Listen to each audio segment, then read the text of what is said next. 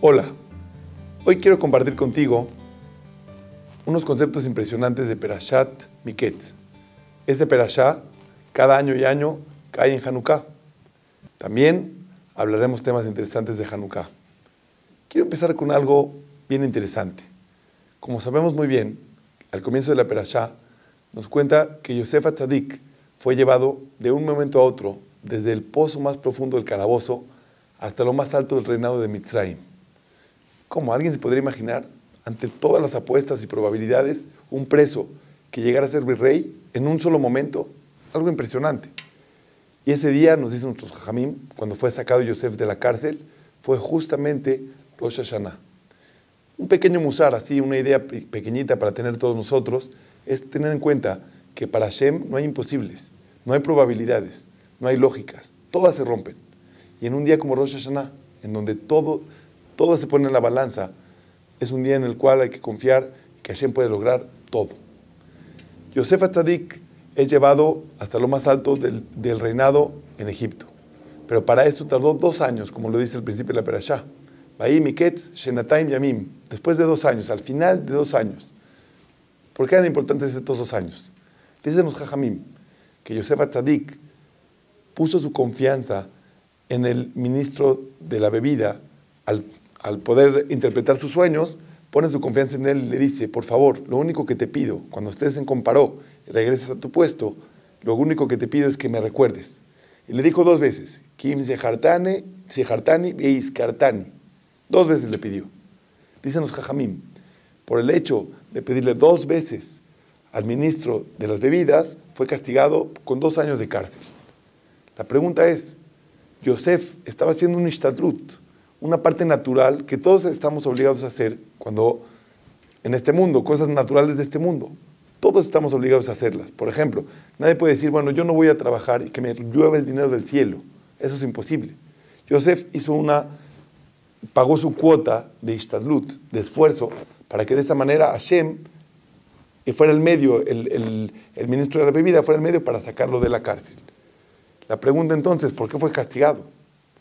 Y si fue castigado 2 años por las 2 palabras que dijo.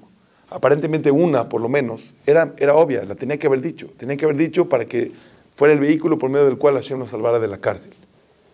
Dice nuestro jajamim algo interesante. Yosef Atzadik, claro que confiaba en Boreolam, pero cuando le dijo 2 veces al ministro de las bebidas, cuando se lo dijo por 2 veces, en ese momento se declaró que su emuná también estaba en el ministro de las bebidas. También, la emuná de un yehudí está solamente en Akadosh Baruj Hu, solamente en Boreolam. Y por eso fue castigado 2 años. A pesar de que la primera era normal, la primera era el ishtadlut natural que cualquier yehudí tiene que hacer para obtener las cosas, de todas maneras, al haberlo hecho 2 veces, reveló que la primera también fue poniendo su confianza en el ministro de las bebidas y no completamente en Akadosh Baruj Hu. Este es un tema pequeño para tener bien claro que la emuná de cualquier yehudí, la emuná natural, la fe natural de un yehudí tiene que ser completa en Hashem, no también en Hashem, sino únicamente en Hashem. Solamente confío en Él, de esta manera estoy seguro que Akadosh Baruj Hu nos responde. Así comenzamos la Perashá. Un poquito más adelante, cuando paró, escucha la interpretación de los sueños y le pareció perfecta, le pareció exacta. No como todos los que ya le habían tratado de interpretar los sueños, Yosef es llamado virrey de Egipto y pone él, después de mí, le dijo Paró, estás tú, como el virrey, el máximo dirigente de la tierra de Mitzrayim. Y le dijo unas palabras muy interesantes en la Perashá. Le dijo, después de que me doy cuenta de esto, en Jajam Ben Abon Kamoja, no hay alguien tan sabio y tan importante como tú. ¿Por qué? Ish Asher Ruach Elokim Bo. Es un hombre que tiene el hálito o la cercanía de Akadosh Baruj Hu siempre con él, dice el pasuk. Entonces, ¿qué tiene que ver inteligencia con la cercanía con Hashem? ¿Qué tiene que ver? Puede haber gente muy inteligente que no esté cercana a Hashem. De hecho, que a lo mejor reniegan la existencia de Hashem. ¿Qué tiene que ver una cosa con la otra? Hay algo muy bonito para compartir, Besat Hashem, tenerlo siempre con nosotros. Dicen nuestros jajamim, cuando Paró, vio que Yosef, además de poder dar la interpretación correcta y exacta de cada uno de sus sueños, además le dio una solución. Y la solución fue bien pensada, con la mente de una persona muy desarrollada. Hay un estudio muy bonito que hicieron para entender la relación que hay entre la alegría del ser humano y su intelectualidad.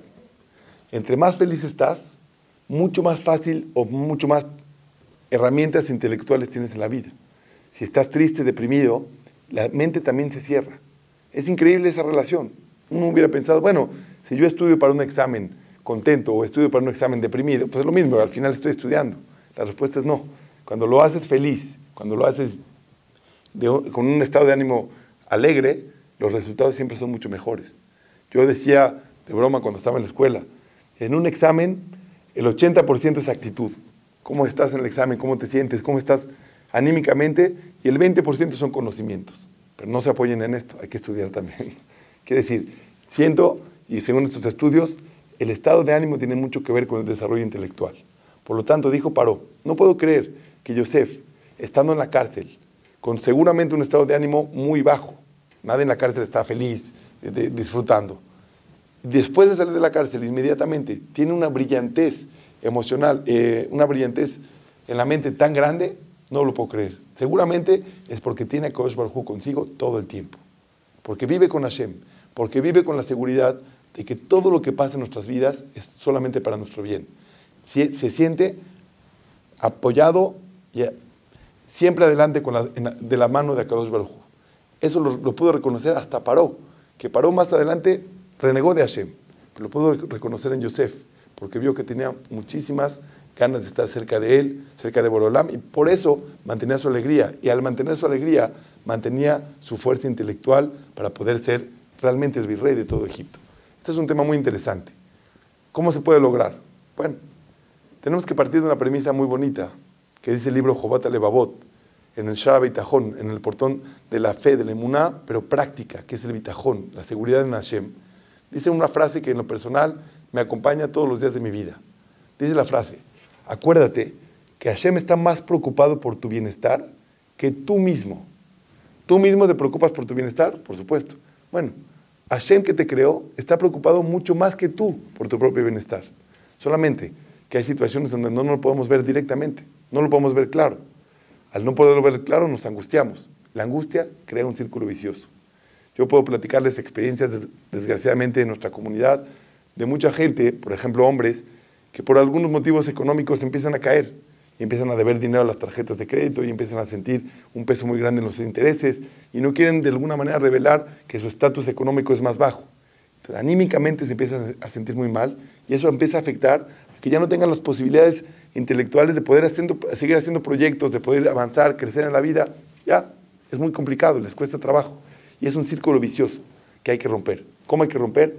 Entendiendo que estamos de la mano de Hashem y que Akadosh Baruj Hu está más preocupado por mi bienestar que yo mismo. Esto es algo muy interesante. Y quiero compartir también un midrash que todos conocemos, o de hecho está en nuestras Gemarot, es un midrash interesantísimo. Nabucodonosor fue un gran emperador que casi todo el mundo estuvo bajo su dominio.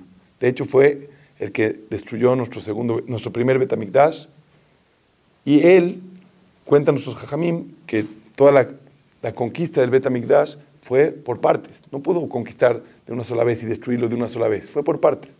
En la primera conquista, lo que hizo él fue tomar a 40 niños del pueblo de Israel y llevárselos a su reino para crecerlos con su ideología, y así sumar la gran intelectualidad del pueblo judío con la ideología de él. Dijo, ellos van a ser mis mejores consejeros, van a ser los mejores dirigentes del pueblo, y esa fue su primera idea. Dentro de esos niños iba Daniel, el profeta. Nabucodonosor tenía un nivel espiritual muy alto, también, a sorpresa de muchos. Dice la Gemara, Nabucodonosor empezó a hacer un libro de Teilim, un libro de alabanzas a Kadosh Baruj Hu, tan elevado que podía opacar al que hizo David Amelech. Imagínense lo que estamos diciendo. Nabucodonosor, un rasha, una persona mala, estaba haciendo un libro de alabanzas a Hashem mucho más elevado que el de David Amelech. Sin embargo, Hashem mandó un ángel a que golpeara a Nabucodonosor, literalmente, a que cerrara su boca por medio de un golpe, como lo dice la Gemara, y a partir de ese momento dejó de hacerlo. Pregúntanos, Jajamim, ¿por qué habría que evitar que Nabucodonosor haga un libro de alabanzas a Hashem? Si es bueno, si es más importante que el Teilim, hay que dejarlo, que siga adelante, que lo termine. De hecho, hasta hoy en día lo leeríamos. ¿Por qué Hashem tuvo que mandar al ángel a que callara su boca por medio de un golpe? Y la respuesta es una respuesta muy interesante que nos ayuda a tener este concepto muy claro. Dicen nuestros jajamim, alabar a Hashem cuando todo va bien, cuando todo sale precioso, cuando todo sale perfecto, no se necesita mucho. Es fácil. Después de que tuviste un día de mucho éxito, ganaste muchísimo dinero, le pegaste una inversión a un proyecto grande y bonito, alabar a Hashem en ese momento no es gran jochma. Claro que es importante, porque siente uno que fuiste tú el que lo lograste. Reconocer que fue de Hashem, claro que tiene un nivel grande. Pero más, alabar a Kadosh Baruj Hu en las situaciones difíciles tiene un nivel mucho más grande. Y eso es lo que nosotros tenemos que lograr. Y es por eso que Kadosh Baruj Hu mandó un ángel a golpear a Nabucodonosor, diciéndole, quiero ver, si no nada más cuando tienes el éxito completo a tu alrededor me alabas, sino también cuando recibes golpes directos desde Hashem, desde arriba, recibes golpes, también en ese momento estás dispuesto a alabar. Y ahí Nabucodonosor cerró su boca. Si te pones a ver en los Teilim que hizo David Amelech, puedes ver varios pesukim en el Teilim en donde no parecen alabanzas, parecen que fueran quejas directas de David Amelech hacia Boreolam. Claro que no son quejas, son situaciones de mucho dolor que estaba pasando David Amelech, pero a partir de esas situaciones decidió agradecer a Kadosh Baruj Hu y alabar y cantarle a Hashem.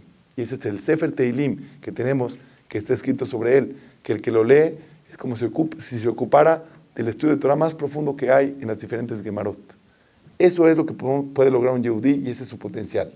Alabar a Kadosh Baruj Hu, no nada más cuando las cosas se ven claras, sino perfectamente cuando están las cosas en oscuridad, ahí voltear los ojos al cielo y decirle, Boreolam, aquí también te alabo. Entiendo que es muy difícil lo que estoy diciendo ahora, pero Yosef Atzadik lo logró. Y eso es lo que pudo lograr. Paró en él y dijo, esta es una persona que tiene Ruach Elohim Bo, tiene la cercanía de Hashem con él, está con Boreolam. No podía ser que saliendo de la cárcel estuviera con esta alegría, y esa alegría que le provocó intelectualidad para poder interpretar los sueños así y darme soluciones de esta manera, no puede ser. Tiene que ser que vive directamente con Akadosh Baruj Hu. Te invito a hacer lo mismo. Con toda la complicidad que eso tiene, vamos a tratar de lograr entender que en las situaciones difíciles Hashem está más preocupado por ti que tú mismo. En este Shabbat, que es el Shabbat de Hanukkah, como dijimos, la Perashá de Miketz, siempre se lee en los Shabbatot de Hanukkah, uno o a veces dos Shabbatot son de Hanukkah. Hanukkah es un tiempo increíble para todos los Yehudim, es un tiempo de mucha luz, pero luz intelectual, luz espiritual. La luz que los Yehudim debemos dar y procurar dar a este mundo en todo momento. La luz del entendimiento, la luz del conocimiento, la luz del comportamiento positivo. De esta manera, Bezrat Hashem, influenciar en los demás, en ver de qué manera podemos apegarnos cada vez más a Hashem.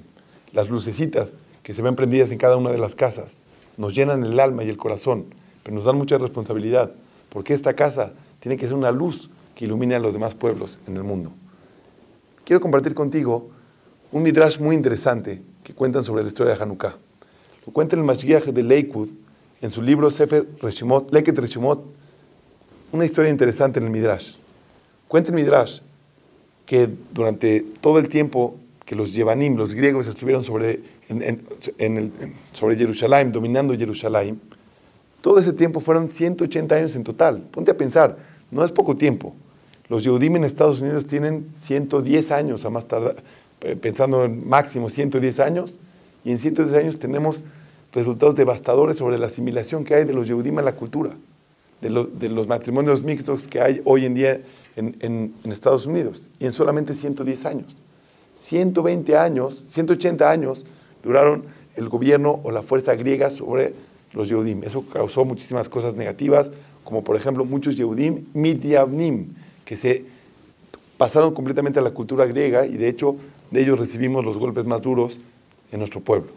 Dice el Midrash, en ese tiempo había una gezerá, un decreto, que toda mujer virgen que se casaba tenía que pasar su primera noche con el Agmón. El Agmón era el representante del gobierno griego sobre Jerusalén. La primera noche tenía que pasarla con él y después seguir su vida con su esposo. Por supuesto, algo devastador y horrible. Muchas mujeres prefirieron ya no casarse antes de pasar por esa gezerá. Cuando Yehudit, la hija de Yohanan Cohen Gadol, que era el Kohen Gadol de la época, era alguien muy importante, estaba por casarse. En su boda, obviamente, estaban invitados los máximos dirigentes del pueblo, grandes jajamim, grandes kohanim también. Era la hija del Kohen Gadol. Yehudit, la hija del Kohen Gadol, se comportó de una forma impensable, con faltas de recato completas, como una mujer vulgar de la calle. ¿Cómo? La hija del Kohen Gadol, sus hermanos, los famosos Maccabim, Yehudá Maccabí y sus hermanos, decidieron: vamos a matar a nuestra hermana, esto no puede ser, está haciendo una vergüenza a nuestra familia, a nuestro papá, no puede ser. Y cuando estaban a punto de actuar, frenó todo Yehudit y dijo: quiero hablar. A ustedes les duele cómo me estoy comportando, pero no les duele que esta primera noche la voy a pasar con el Agmón, que esta primera noche no va a ser con mi esposo, que no voy a poder llegar con la virginidad esperada a mi matrimonio. Eso ya no les duele. ¿Y por qué ya no les duele? Eso lo pongo como un paréntesis. Normalmente las personas nos acostumbramos a las situaciones. Ya, eso empezó a ser normal. Después de muchos años, normal. Les dijo Yehudit: ya se acostumbraron, eso ya no les duele. Pero deberían de aprender a Shimón y Leví, que juntos, cuando vieron que Diná fue violada, agarraron y mataron a toda una ciudad, solamente 2. Ustedes son 5 hermanos, y además tienen a los demás Kohanim, que en total llegaba a un número aproximado de 200, que igual de forma lógica era imposible pensar que iban a poder contra un imperio. Sin embargo, les dijo: ustedes pueden, salgan, hagan la lucha, peleen. Y se despertaron los hermanos y dijeron: tienes razón, vamos a empezar con la rebelión. ¿Cómo se empezó la rebelión? Fueron con el Agmón y le dijeron: sí, realmente la hija del Kohen Gadol se va a casar y le correspondería pasar la primera noche contigo. Pero no es honor para el general romano, para el general griego, pasar que la hija del Kohen Gadol tan influyente pasara la primera noche contigo y no con él. Yo creo que debe pasar la noche con él. El Agmón estuvo de acuerdo y les dio la entrada y el pase para ir con el general principal de los griegos en ese momento. Yehudit fue llevada, iba armada para ese momento. Antes de que él procediera a cualquier otra cosa, ella corta su cabeza y sale de ahí con la cabeza del emperador, del dirigente griego de ese momento, en las manos. Y a partir de ahí comienza toda la rebelión. Así nos cuenta el Midrash, nos cuenta nuestro Jajamim la historia. Pregunta el Mashgiach de Leikud, en su libro Leket Reshimot, pregunta algo muy interesante. Entendí todo, se entiende muy bien toda la parte, Baruch Hashem, el resultado lo festejamos todos hoy en día, aunque no festejamos la guerra, pero festejamos que hoy sigamos como pueblo. Por eso prendimos nuestras velitas, para decir: aquí estamos. Sin embargo, una pregunta: ¿para qué tuvo que comportarse Yehudit de forma indecente en la primera parte de la historia que conté? ¿Para qué eso? Simplemente que se pare en su boda y diga: señores, vamos a comportarnos diferente, vamos a empezar la rebelión. Ya hubiera sido suficiente. ¿Para qué ella empezó con una actitud completamente baja y fea? ¿Para qué era importante hacer algo así? Escuchen bien, los seres humanos tomamos las decisiones con el cerebro, como sabemos. El cerebro del ser humano ocupa la máxima energía o la mayor parte de energía que el cuerpo necesita durante el día. Cada decisión y decisión en el cerebro necesita de mucha energía. Y por eso el cerebro trata de ahorrar energía. ¿Cómo? Tomando las decisiones que siempre son iguales. Por ejemplo, si una persona llega a un lugar donde ya está acostumbrado a llegar, lo más seguro es que se va a sentar en el mismo lugar donde siempre se ha sentado. ¿Por qué? Porque el cerebro te dice: siéntate ahí. Ya, no gastes más energía en pensar ahora dónde me siento. Llega al mismo lugar donde estaba sentado. Quiere decir que hay una tendencia en los seres humanos de siempre utilizar las mismas decisiones. Nos vamos acostumbrando a la vida. Los hermanos de Yehudit, los Maccabim, ya se habían acostumbrado que era natural que una mujer tuviera que pasar su primera noche con el Agmón. Era normal. No, claro que no es normal, pero se habían acostumbrado ya. Y entonces cuando vieron que una mujer judía, hija del Kohen Gadol, se comportaba de esta manera, les dolió en el corazón. Y cuando les duele en el corazón, empezaron a actuar completamente diferente. Cuando las cosas duelen adentro, llegan hasta lo más profundo de cada uno de nosotros, actuamos diferente. De veras, algo que nosotros tenemos que aprender en Hanukkah es llegar hasta lo más profundo de nosotros. No acostumbrarnos de cosas que ya vivimos, o donde ya nos acostumbramos a vivir de esta forma. No es lo mejor, de hecho está mal, pero bueno, así ya llevamos 20 años, 30 años, ya es natural. Hay que tratar en Hanukkah de que estas velitas lleguen hasta lo más profundo de nuestro corazón y nos hagan sentir y sacar de nosotros el orgullo de lo que significa ser Yehudí. Yo te apuesto a que cualquier Yehudí, no importa su grado de observancia, no importa cuántas mitzvot cuida, cuánto hace en la vida para sentirse Yehudí, en cualquier momento que va caminando en la calle y alguien le grita algo de Yehudí o lo ofende por su identidad, brinca con toda su fuerza. ¿Cuál es el motivo? Porque tocan las fibras sensibles de cada uno de nosotros. No tenemos que esperar que otros toquen nuestras fibras sensibles para reaccionar. Aprovechemos Hanukkah, que prendemos las velas, que la luz de la vela ilumine nuestro interior y podamos sacar, Bezat Hashem, de nosotros ese sentimiento con el corazón y tomar decisiones más internas, vivir la vida de Torah y vivir la vida de Hashem, pero desde lo más profundo de nosotros. Y así lograremos nuestro acometido de ser la luz de los pueblos. Esas pequeñas luces en las ventanas harán lo suyo, iluminarán tanta oscuridad en la que vivimos, llena de materialismo, llena de una vida de falta de valores. Esas lucecitas en cada una de nuestras ventanas y casas iluminarán al mundo, Bezat Hashem, trabajando desde lo más interno de nosotros y hacia afuera. Muchas gracias.